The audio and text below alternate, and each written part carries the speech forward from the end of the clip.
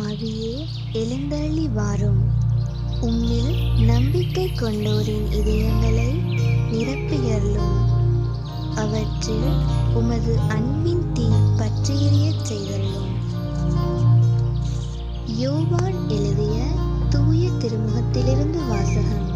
அதிகாரம் 14, இறைவசனம் 15 தொடக்கம் 16 முடிய, 23 தொடக்கம் 26 முடிய. அக்காலத்தில் இயேசு தம் சீடர்களுக்கு கூறியது: நீங்கள் என் மீது அன்பு கொண்டிருந்தால் என் கட்டளையை கடைப்பிடிப்பீர்கள். உங்களோடு என்றும் இருக்கும்படி மற்றொரு துணையாளரை உங்களுக்கு தருமாறு நான் என் தந்தையிடம் கேட்பேன். தந்தை அவரை உங்களுக்கு அருள்வார்.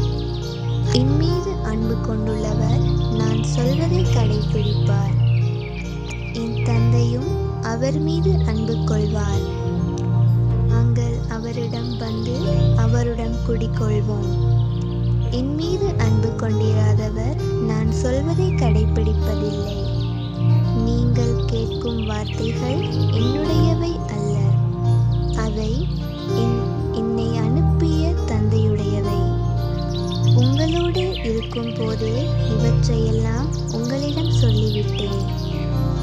என் பெயரால் தந்தை அனுப்ப போகிற தூய ஆவியாராம் துணையாளர் உங்களுக்கு அனைத்தையும் கற்றுத்தருவார். நான் கூறிய அனைத்தையும் உங்களுக்கு நினைவூட்டுவார். இது ஆண்டவர் வழங்கும் அருள்.